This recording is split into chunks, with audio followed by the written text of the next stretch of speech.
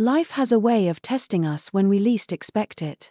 In this story, Amy finds herself at a crossroads, forced to confront betrayal, deception, and the harsh truths that come with it. What happens when the person you trust the most turns out to be someone you never truly knew?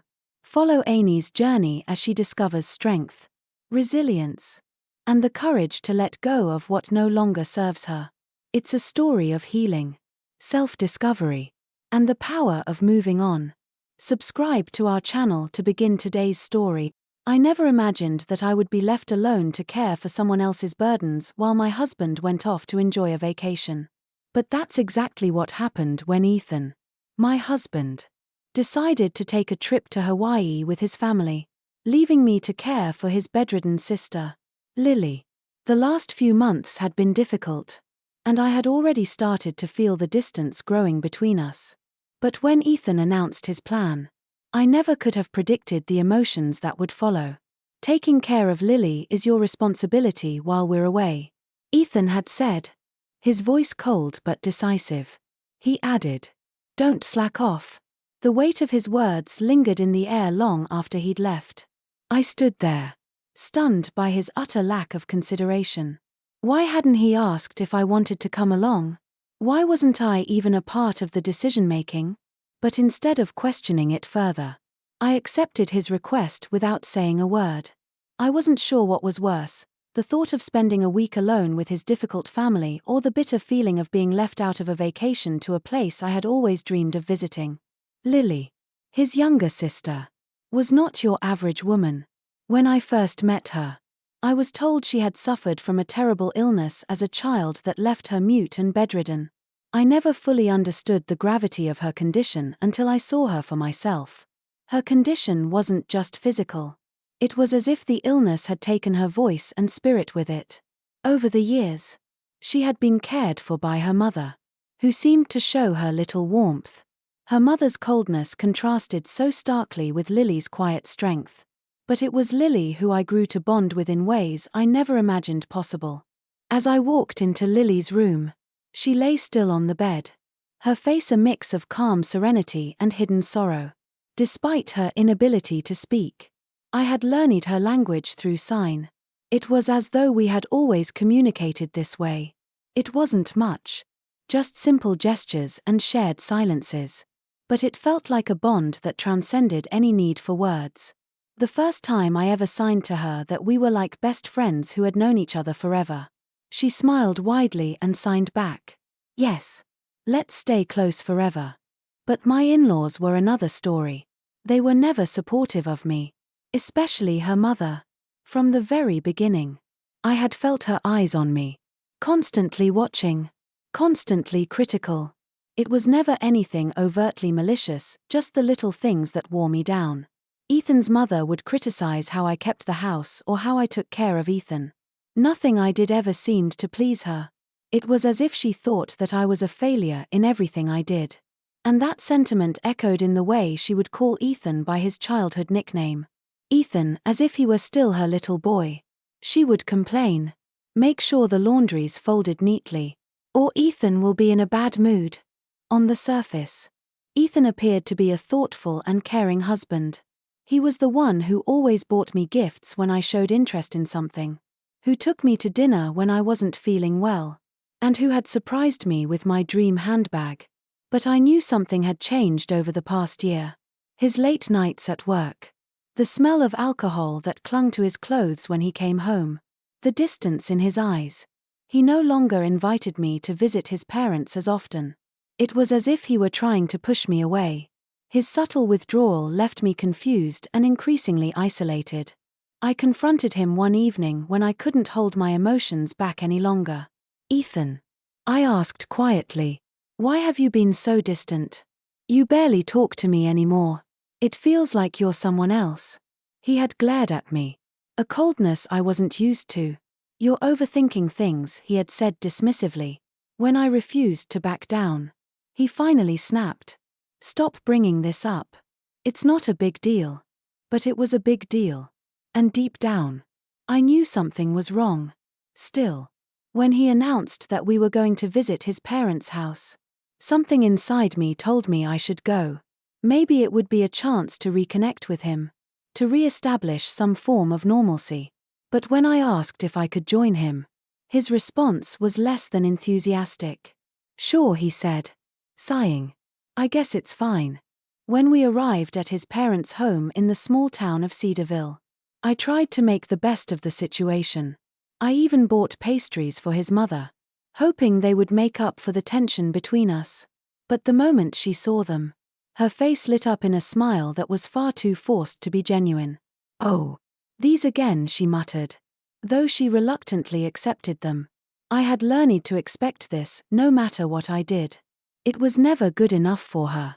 It was then that I asked if I could talk to Ethan's father, who wasn't home yet. But the moment I mentioned it, his mother shot me a cold glance. "It's none of your business," she snapped. It wasn't the first time she had belittled me, but this time it stung more. Ethan stood by silently, his body language as distant as ever. Then, something strange happened. I looked at Lily, who had just entered the room, and saw a smile spread across her face. It was the first real sign of warmth I had seen in this house. Her eyes met mine, and her hands began to move, signing with a grace I hadn't expected. "I'm glad you're here," she signed with a grin. Despite everything, Lily and I had always been able to find comfort in each other. That evening, as I lay in bed, my thoughts drifted. Ethan had become a stranger to me, distant and cold. His family had made me feel like an outsider, and it wasn't long before I began to wonder, was this the life I was going to live? A life filled with passive-aggressive comments, unspoken judgments, and emotional distance. Little did I know, the answers I sought would come from the most unexpected place, the very sister I was supposed to be taking care of. The days that followed felt heavy. I spent my time tending to Lily, making sure she had everything she needed, all the while grappling with the cold distance between me and Ethan. It felt like a slow suffocation. His absence was not just physical but emotional. I often found myself wondering what had gone wrong. What had happened to the man I had married? The one who once listened attentively and made me feel like I was the most important person in the world. On the third day, I woke up early, hoping to find some clarity. The house was quiet except for the occasional sound of Lily's soft sighs. As I made my way down the hallway to the kitchen, I saw Ethan's phone lying unattended on the table. A strange impulse overcame me, and before I could talk myself out of it, I picked it up. I knew it was wrong, but my gut told me something was off. The screen lit up with a series of messages, all from an unfamiliar number. My heart skipped a beat as I read through them. They were affectionate, intimate messages that no wife ever wants to read. There were no harsh words or overt admissions of guilt. But the tone was clear. Ethan had been seeing someone else. My stomach turned as I pieced together the timeline. This wasn't just a recent fling, it had been going on for months. I set the phone down, trying to steady my breath. The weight of it all felt unbearable. The trust one had built with Ethan was shattered in an instant. It wasn't just the betrayal that hurt, it was the realization that he had been lying to me for so long, keeping secrets that now felt like daggers aimed directly at my heart. As I sat there, processing what I had just uncovered, I heard footsteps behind me. It was Lily. She had wheeled herself into the kitchen, her eyes filled with quiet understanding. She knew something was wrong. Without a word, she signed. What happened? I didn't know how to respond at first. How could I explain to someone who had already endured so much that the very foundation of my marriage had crumbled? But as I looked into Lily's eyes, I realized that she understood more than I could say. She knew the pain of being overlooked, of being ignored by the very people who were supposed to protect and care for her. I signed back, trying to keep my emotions in check. Ethan has been seeing someone else. Lily's face didn't change. There was no shock, no outrage, just a quiet nod. She had always been wise beyond her years, a quiet observer of the world around her. And in that moment, I realized how much she had been hiding. How much she had been forced to endure in silence. That evening, as the sun began to set, I decided to confront Ethan. I couldn't continue to live in this web of lies and deceit. I had to know the truth, even if it was too painful to hear. When he walked in, I was sitting at the kitchen table, my hands clenched tightly around a mug of tea. His eyes flickered over me briefly before he sat down across from me, as if nothing had changed. "Ethan, we need to talk," I said, my voice trembling but steady. "I know about the other woman." His face fell for just a moment. But then he recovered quickly, his defenses going up. "It's not what you think," he said, his voice cold. "Really?" I asked, the hurt rising within me like a tide. "Because the messages I saw on your phone, those weren't just casual conversations. You've been seeing her for months." "Ethan, don't lie to me." He looked away, unable to meet my gaze. The silence between us grew thick, suffocating. Finally, he spoke, his voice low. "I didn't mean for it to happen. It just did. I didn't want to hurt you." I laughed bitterly. "You didn't want to hurt me? You've been lying to me for months. You've been neglecting me, Ethan. And now you think you can justify it with some weak excuse?" His shoulders slumped, and for the first time in a long while, I saw a flicker of remorse in his eyes. But it was too little. Too late. I had already made up my mind. "You don't get it," I said, standing up. "You've broken my trust, Ethan. And I can't live with someone who sees me as a backup plan. Someone who can just be cast aside when something better comes along." He reached out as if to touch me, but I pulled away. "Don't. Just don't. You've hurt me more than you'll ever know." I walked away then, leaving him sitting in the kitchen, the weight of the situation finally sinking in. As I made my way up the stairs to Lily's room, I couldn't help but feel a strange sense of clarity. I had made the right choice. I had to let go of someone who had no intention of truly loving me, who had been hiding behind a veil of lies and excuses. But as I walked into Lily's room, a part of me still wondered if it was really that simple. Could love truly fade so easily? Could trust be broken beyond repair? Or was there something else I was missing? Lily looked up at me as I entered, her face filled with concern. I signed. "It's done. I'm done with him." Her eyes softened, and she smiled, offering me the support I hadn't realized I needed. Without saying a word, she reached out and hugged me, the simple act of comfort speaking volumes. In that moment, I realized that love wasn't just about the grand gestures or the promises made, it was about the quiet moments of understanding. The way someone could hold you in their arms and make you feel like you weren't alone. And as I stood there, holding Lily, I knew that I wasn't. The days that followed were strange. A mix of clarity and confusion clouded my mind as I wrestled with the decision I had made. It was a strange feeling, knowing that I had made the right choice, yet still being haunted by the consequences. I had let go of Ethan, the man I had once loved, the man I had trusted with my heart.